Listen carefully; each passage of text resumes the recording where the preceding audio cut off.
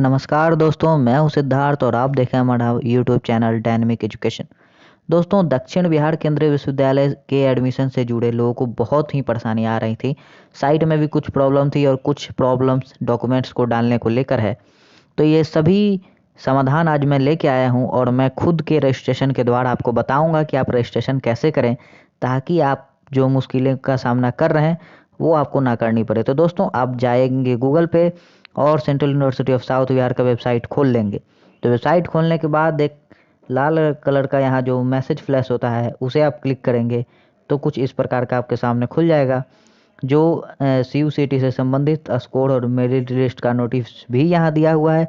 आप अपने merit list को भी देख सकते हैं जिन्होंने नहीं देखा है, और जो देख चुके हैं वो एडमिशन की प्रक्रिया को पूरी कर लें जो 28 तक है।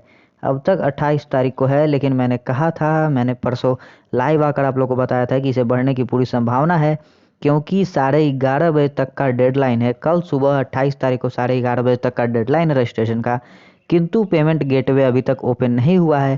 तो इसलिए रजिस्ट्रेशन की प्रक्रिया की तिथि आगे बढ़ने की भरपूर संभावना है। चूँकि गया में इलेक्शन है, इसके कारण बहुत से हमारे नॉन टीचिंग स्टाफ्स और फैकल्टीज़ वहाँ इन्वॉल्व हैं। तो ये साइट में प्रॉब्लम आ रही है, उन्हें अपडेट नहीं किया गया है। तो इससे जुड़ी समाधान को हम इस वीडियो में देखने की कोशिश करेंगे। अगर वीडियो पसंद आए तो लाइक, शेयर और सब्सक्राइब जरूर करें।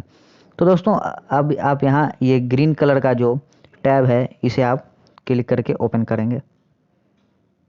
इसे खोलने के बाद समर्थ नाम का पोर्टल खुलेगा, जहां आपको, अगर आप न्यू रजिस्ट्रेशन हैं, माने पहली बार खोल रहे हैं, तो आपको यहाँ अपना रजिस्ट्रेशन करना होगा। अपना एप्लीकेशन आईडी जो भी यूजी और पीजी से शुरू होता है या आरपी से शुरू होता है, अपना एप्लीकेशन आईडी डाल के और अपने डेट ऑफ बर्थ को मेंशन करके आपको ओटीपी आपके फ़ोन पे आएगा और आप एक पासवर्ड जनरेट कर लेंगे, ताकि आपको फ्यूचर के लिए वो काम आएगा। और जिन्होंने रजिस्ट्रेशन कर लिया है वो अपना एप्लीकेशन आईडी यहाँ मेंशन करेंगे। तो मैं अपने एप्लीकेशन आईडी के द्वारा आपको इसमें करके दिखाता हूँ कि किस प्रकार हमें रजिस्ट्रेशन करनी है साउथ बिहार के लिए।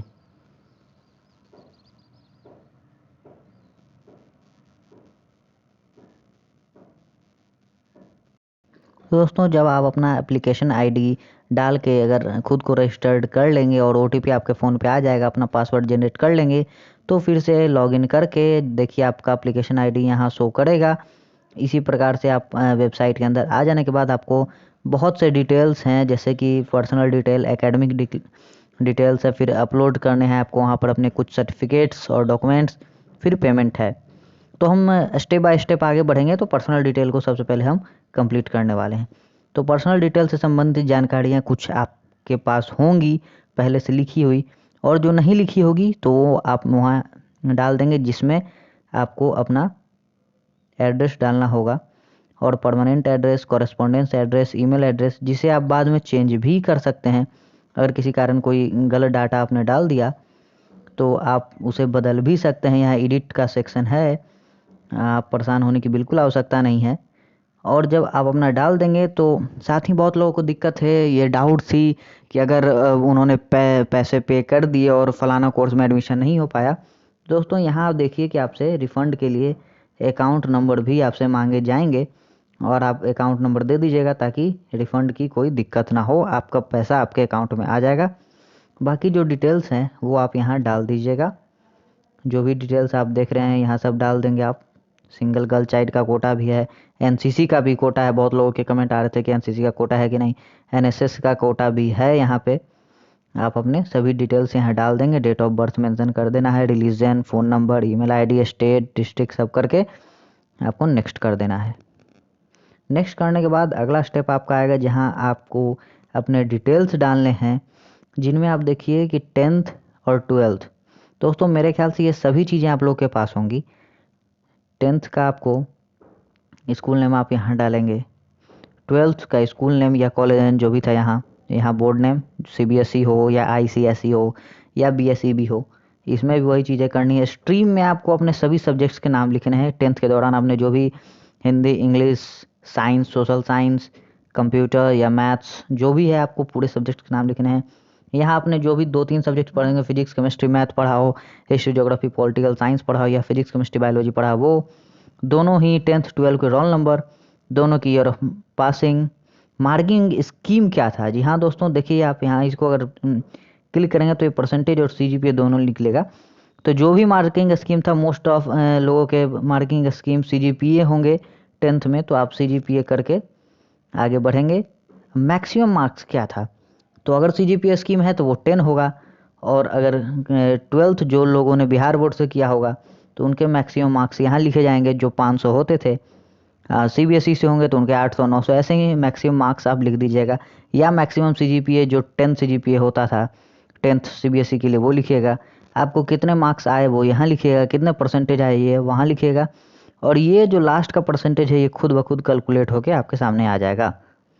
और जो भी प्रोसीजर है, जैसे कुछ लोगों को प्रॉब्लम आ रही होगी कि CGPA से हम परसेंटेज में कैसे कैलकुलेट करें, तो अगर आप CBSE से 10th आपने पास किया है और जितने आपके CGPA आ रहे हैं, सपोज दैट किसी के 7.2 CGPA है, तो अगर 7.2 को वो 9.5 से मल्टीप्लाई कर देगा तो जो नंबर आएंगे वही उसके परसेंटेज होंगे। यहाँ दोस्तों ये फार्मूला है, आपके मार्कशीट के पीछे लिखा होगा, आप ध्यान से देखें, सबका फॉर्मूला पीछे मेंशन होता है परसेंटेज में, कन्वर्सन का फार्मूला, तो उस अनुसार आप परसेंटेज ये लास्ट वाले बॉक्स में मेंशन करेंगे।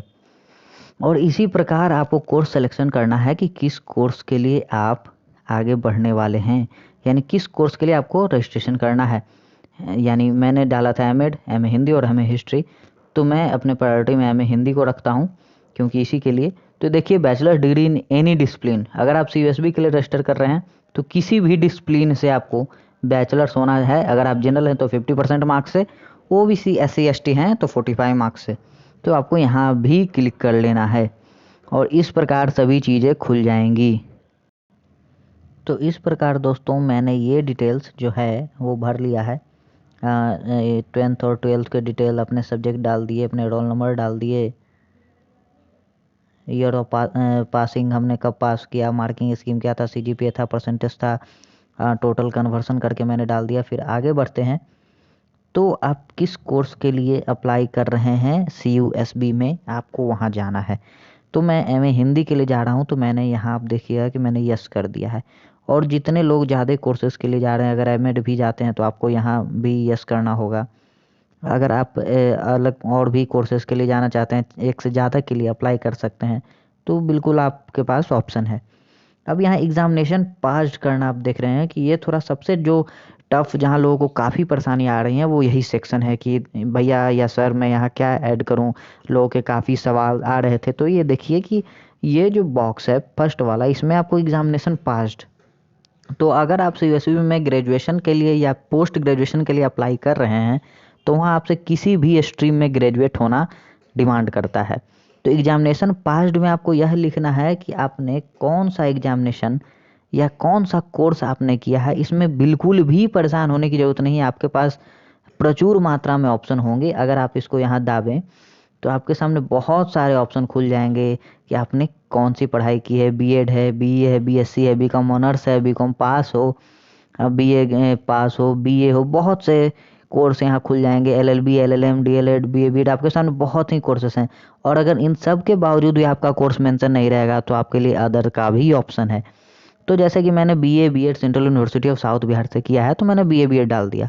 दरअसल मुझे मास्टर्स करने हैं हिंदी में, लेकिन मैं BA BEd डाल रहा हूँ क्योंकि मैंने ये एग्ज़ाम पास किया है। स्ट्रीम मेरा आर्ट्स था तो मैंने स्ट्रीम आर्ट्स लिख दिया। फिर अगर हम आगे बढ़ें, यहाँ आपको कॉलेज नेम पूछ रहा है, तो यहाँ आप कॉलेज नेम लिखेंगे, किस कॉलेज से हैं तो मैं कॉलेज का नाम डालूँगा। फिर यहाँ आप यूनिवर्सिटी तो यूनिवर्सिटी का नाम डालेंगे। और जो रोल नंबर, यानी रोल नंबर जो क्लास, जैसे कि सपोज किसी का क्लास में रोल नंबर 10 है या 12 है, वो रोल नंबर नहीं, आपके जो रजिस्ट्रेशन नंबर होंगे जो एडमिशन के समय आपको मिला होगा वो दें तो ज़्यादा बेहतर रहेगा। ईयर ऑफ पासिंग, कब डिग्री आने वाली है, बहुत सी लोगों के 2020 में आने वाली होगी या आ चुकी होगी, तो आप 2020 मेंशन करेंगे। यहाँ भी आपको वही चीज़ है कि मार्किंग स्कीम क्या है, तो मार्किंग स्कीम परसेंटेज या CGPA आप मेंशन करेंगे। मैक्सिमम मार्क्स क्या था, तो मैक्सिमम मार्क्स सब कर देंगे। जो परेशानी आएगी आपको वो यहाँ आएगी कि ऑब्टेन मार्क्स CGPA क्या है। तो इसमें क्या करना है दोस्तों, मैं ये आपको दिखाऊंगा। दरअसल ऑब्टेन मार्क्स हमारे भी अभी रिजल्ट हमारी जारी हो गई है, किंतु विश्वविद्यालय ने हमें अलग अलग ग्रेजुएशन के अलग और BEd के अलग मार्क्स नहीं दिए हैं। लेकिन फिर भी आप देखिए कि मैं किस प्रकार अपना रजिस्ट्रेशन पूरा करूँगा। पूरा देखें वीडियो, तब आपको दिक्कत नहीं होगी। तो ऑब्टेन्ड मार्क्स में अब तक आपको जितने मार्क्स प्राप्त हुए हैं, सपोज दैट आप 3 वर्षीय ग्रेजुएशन कर रहे हैं, तो सेकंड ईयर का जो रिजल्ट आपके पास है, चाहे वो CGPA के फॉर्मेट में हो या परसेंटेज के फॉर्मेट में हो, जो भी अभी तक ऑब्टेन्ड हुआ है CGPA या परसेंटेज या लास्ट या सेकंड लास्ट सेमेस्टर का जो CGPA है, आप वहाँ इसे मेंशन कर दें। ठीक है दोस्तों, और उसका परसेंटेज आप कन्वर्ट करके जो आपके रिजल्ट के पीछे फार्मूला होगा, जो भी विश्वविद्यालय या कॉलेज की जो फार्मूले होंगे, उसके द्वारा आप यहाँ परसेंटेज मेंशन कर दीजिएगा। आपको कोई दिक्कत नहीं आएगी। अब तक जो मार्क्स आपको आए हैं वो आप ऐड कर देंगे। कोई आवश्यकता नहीं है कि फाइनल मार्कशीट आपको ऐड करनी ही है। जहाँ दोस्तों आप स्टेप बाय स्टेप चलते जाइए, मैं ये पूरा करके आपको फिर बताता हूँ कि आप कैसे कर सकेंगे। तो दोस्तों अब तक जो मैंने मार्क्स पाए हैं वो मैंने यहाँ इंक्लूड कर दिया है। जैसे सबसे पहले मैंने एग्जामिनेशन का नाम लिखा, स्ट्रीम साइंस आर्ट्स कॉमर्स या जो भी आपका स्ट्रीम होगा वो यहाँ लिखेंगे, कॉलेज का नाम लिखेंगे और जो यूनिवर्सिटी से एफिलिएशन है वो लिखेंगे, अपना यूनिवर्सिटी का रजिस्ट्रेशन नंबर या रोल नंबर डालेंगे, कब आप पास कर रहे हैं या पास किया था वो डालेंगे, मार्किंग स्कीम डालेंगे, उसका मैक्सिमम मार्क्स। जैसे मेरे मैक्सिमम मार्क्स 10 CGPA का होता है, अमूमन एग्ज़ाम 10 CGPA को होते हैं, तो मैंने 10 CGPA यहाँ लिख दिया। और अब तक मुझे जो फाइनल मेरी मार्कशीट आई है 8 सेमेस्टर की, उसमें मुझे 8.07 CGPA मिले हैं, तो मैंने वहाँ ये लिख दिया और उसे परसेंटेज में कन्वर्ट करके 80.7 लिखा है। हालांकि ये फाइनल नहीं है, क्योंकि इसमें हमें अलग अलग करके मार्क्स मिलेंगे, BA के अलग और B.Ed के अलग मिलेंगे, किंतु अब तक हमें यही विश्वविद्यालय से प्राप्त हुआ है तो हम यही डालेंगे और कोई इसमें दिक्कत नहीं आएगी और इसी प्रकार हम आगे बढ़ेंगे। तो आगे बढ़ने के बाद आप सभी डिटेल्स यहाँ डाल दें, उसे एक बार अच्छे से चेक कर लें कि आपने सभी चीज़ें डाली है कि नहीं। तो जिस कोर्स के लिए आप अप्लाई कर रहे हैं वो सभी डाल देंगे। उसके बाद आगे बढ़ने के लिए आप सबमिट करेंगे इसे, और सबमिट करने के बाद आप नए क्राइटेरिया में चले जाएंगे जिसे आपको फुलफिल करना है। तो लगभग देखिए दोस्तों, हमने फर्स्ट और सेकंड काम कर लिया है। इसके बाद हम आगे बढ़ेंगे। अगर आप फिर से जांच लें कि क्या यहाँ कोई दिक्कत तो नहीं आ रही है, किसी प्रकार की कोई डाटा में कोई प्रॉब्लम तो नहीं, जो आपने गलत लिखा हो या उसमें कुछ गलत मेंशन किया हो, तो दरअसल ऐसी संभावना तो नहीं बन रही फ़िलहाल। जांचने के बाद हम नेक्स्ट कर लेंगे। अगर कोई गलती होगी तो हम एडिट करेंगे, पीछे जाना होगा तो प्रीवियस करेंगे और आगे बढ़ना होगा तो नेक्स्ट करेंगे। तो इसी प्रकार हम नेक्स्ट करेंगे दोस्तों। तो ये समर्थ पोर्टल पे हम आ गए और नेक्स्ट में हमें अपने फ़ोटो के साइज़ आपको दिए होंगे। आप इससे पहले आप सब कुछ तैयार कर लेंगे, मैं बता देता हूँ ताकि आपको मुश्किल ना हो। तो आप कम से कम 10 KB और ज़्यादा से ज़्यादा 50 KB के पासपोर्ट साइज़ के फ़ोटो रखें। सिग्नेचर भी आपको 50 KB से ज़्यादा का नहीं होना चाहिए। 10th क्लास के मार्कशीट होने चाहिए जिसके नीचे आपका सिग्नेचर होना चाहिए, जिसे सेल्फ अटेस्टेड कहते हैं। बहुत ही दोस्तों को परेशानी आती है कि सेल्फ अटेस्टेड क्या है। तो दोस्तों सेल्फ अटेस्टेड का मतलब यही है कि आप स्वतः उसे प्रमाणित करें, यानी उसके नीचे आपका सिग्नेचर हो। तो इसके लिए मैक्सिमम फाइल साइज आपको 500 KB है, लेकिन सबके फॉर्मेट JPG ही हैं, यानी सबका फ़ोटोग्राफ्स जो अच्छी तरह स्कैन किए होंगे। अगर आपको कोई दिक्कत हो तो मैं एक ऐप का लिंक भी डाल दूंगा, उस ऐप से आप स्कैन करें, क्लियर स्कैनर ऐप है, उससे स्कैन करेंगे तो काफ़ी फ्रेश फ़ोटोज़ आएंगी। और आप जो बैचलर्स डिग्री आपने पाई है, यानी आप देखें कि यहाँ हम MA इन हिंदी के लिए मैं अप्लाई कर रहा हूँ और इसकी एलिजिबिलिटी है कि एनी डिसिप्लिन, जैसे मैंने BA B.Ed किया है, हो सके किसी ने BCom किया हो सके किसी ने BA LLB किया हो सके किसी ने BCA किया हो। तो किसी भी डिसिप्लिन में अगर आप बैचलर्स हैं और आपकी फाइनल मार्कशीट नहीं आई है, तो आप यहाँ वो फाइल अपलोड करें, यानी अब तक जो आपको मार्कशीट प्राप्त हुई है, यानी अगर आप सेमेस्टर सिस्टम में हो तो कम से कम आपको पिछले सेमेस्टर की रिपोर्ट तो मिली ही होगी, उससे पिछले सेमेस्टर की रिपोर्ट तो मिली ही होगी, आप वो अपलोड करेंगे। अगर आप 3rd ईयर में हैं, अभी तक रिजल्ट आनी बाकी है, तो आप 2nd ईयर की मार्कशीट अपलोड करेंगे। कुछ तो आपके पास ज़रूर ही होगा। और यही बस सबसे बड़ी परेशानी थी जिसे मैं आपको बता रहा हूँ कि 500 KB से कम आप रखें। और अब तक जो किसी भी विषय में आपने ग्रेजुएशन किया है, किसी भी विषय से आप ग्रेजुएशन कर रहे हैं, रिजल्ट आनी बाकी है, किंतु जो मार्कशीट आपको विश्वविद्यालय या महाविद्यालय से प्राप्त हुए हैं उसे आप यहाँ अपलोड करिएगा, कोई परेशानी नहीं आएगी। और बाद में आप एक अंडरटेकिंग फॉर्म देंगे जिसके विषय में मैं बताऊँगा। और आगे बढ़ेंगे तो फिर CUCT admit card, CUCT score card और अगर आप रिजर्वेशन के क्राइटेरिया फुलफिल करना चाहते हैं तो अपने कास्ट सर्टिफिकेट, रिजर्वेशन का जो सर्टिफिकेट होगा वो आपको अपलोड करना होगा। मैं यहाँ आपको सभी अपलोड करके दिखाता हूँ। तो देखिए दोस्तों, यहाँ मैंने अपने फ़ोटोग्राफ्स को अपलोड कर दिया है, अपने सिग्नेचर को अपलोड कर दिया है, 10th क्लास के सर्टिफिकेट को अपलोड किया, और जो MA हिंदी का जो मार्कशीट मांग रहा था, दरअसल वो कुछ नहीं, बस एक प्रूफ विश्वविद्यालय आपसे मांगती है कि आप सही में पार्टिकुलर जगह से पढ़ाई कर रहे हैं कि नहीं, आपने पार्टिकुलर कोर्स की पढ़ाई की है कि नहीं, आप वहाँ इनरोल्ड है कि नहीं। उसके बाद आपको भरपूर समय दिया जाएगा कि आप अपने ओरिजिनल डॉक्यूमेंट्स को दिखा के और उसके जो प्रतियाँ हैं, फ़ोटोकॉपीज़ है, उसको जमा करें। लेकिन इससे पहले यूनिवर्सिटी आपसे कोई गारंटी मांगती है कि आप सही में ऐसा कर रहे हो। मैं आपको फ़ाइल दिखाऊं जो मैंने अपलोड किया है, तो देखिए कि मैंने दरअसल अपने 5th सेमेस्टर की रिपोर्ट यहाँ लगाई है। देखिए दोस्तों, मैं 5th सेमेस्टर की रिपोर्ट यहाँ लगाई है, जबकि मैंने अभी 8th सेमेस्टर पास किया है, लेकिन मेरे पास बस यही बची हुई थी। मेरे पास 8th सेमेस्टर के कहाँ से आएंगे, मेरे पास बस 5th सेमेस्टर की विश्वविद्यालय ने खुद नहीं दिया है, तो मैंने ये लगा दिया और इसमें कोई दिक्कत नहीं आ रही है। CGPA मैंने वो मेंशन किया है जो मुझे आखिरी सत्र में आए हैं, किंतु जो प्रूफ है वो मैंने 5th सेमेस्टर का लगाया है, क्योंकि मेरे पास सही है। तो आप भी वही कर सकते हैं, 3rd ईयर 2nd ईयर जो भी आपके पास है वो लगाएं। कोशिश करें ज़्यादा से ज़्यादा रिसेंट वाली डालने की। फिर इसी प्रकार आप अपना कास्ट सर्टिफिकेट डाल देंगे, CU/CET के एडमिट कार्ड डाल देंगे, स्कोर कार्ड डाल देंगे, EWS या कास्ट सर्टिफिकेट जो है वो डाल देंगे। और ध्यान दें कि सभी सेल्फ अटेस्टेड हों, यानी स्वतः प्रमाणित हों, यानी उसके नीचे इस प्रकार आप खुद का सिग्नेचर कर दें, वह स्वतः प्रमाणित हो जाएगी। और तब फिर आप आगे बढ़ेंगे, हम लोग आगे बढ़ेंगे। तो हमने फ़ाइल डाल दिया है और इस प्रकार हम नेक्स्ट करके आगे बढ़ेंगे। तो जब नेक्स्ट हम कर लेंगे तो हमारे सामने सब कुछ खुल जाएगा। और यहाँ मॉडिफाई द सेक्शन है, यानी अगर कुछ आपने गलत मेंशन कर दिया है, फ़ोन नंबर या बैंक अकाउंट नंबर या जो भी कुछ आपने गलत मेंशन कर दिया है, वो आपके पास भरपूर मौका है कि वो यहाँ बदल सकते हैं। अगर कुछ गलत आपने दिखा है तो मैं भी एक बार पूरी तरह जांच कर लेता हूँ कि कहीं मैंने कुछ गलत तो मेंशन नहीं किया है। मैंने अपना सब कुछ देख लेता हूँ, फ़ोन नंबर से लेके एड्रेस, क्योंकि ये अगर आपने गलत लिख दिया तो बाद में आपको काफ़ी दिक्कत होने वाली है। Father name, mother name, roll number, जो डेट है आपका, कब आप पास कर रहे हैं, या मार्कशीट पे जो मार्क्स हैं वो कितने हैं, वो ज़रूर मेंशन करें ताकि बाद में कोई दिक्कत ना हो। कुछ भी चीज़ें एज्यूम वाली मेंशन ना करें, जो आपके पास है डॉक्यूमेंट्स वही मेंशन करें, और जो नहीं है वो मेंशन ना करें।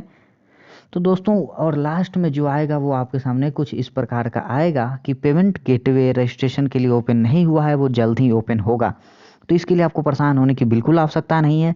आप कभी भी पेमेंट कर दें, आप आज शाम तक खोलिएगा। मुझे ऐसा लग रहा है कि मैंने आज तक का डेट दिया था, सब कुछ ठीक हो जाएगा। तो वेबसाइट अच्छे से काम कर रही है। बस पेमेंट गेटवे का जो रजिस्ट्रेशन फ़ी पेमेंट करने का है वो लिंक ओपन नहीं हुआ, तो इसमें विद्यार्थियों की कोई जवाबदेही नहीं है। आप बिल्कुल परेशान ना हो, आपको कोई भी मुसीबत नहीं आएगी, क्योंकि आपने सारे काम कर दिए हैं।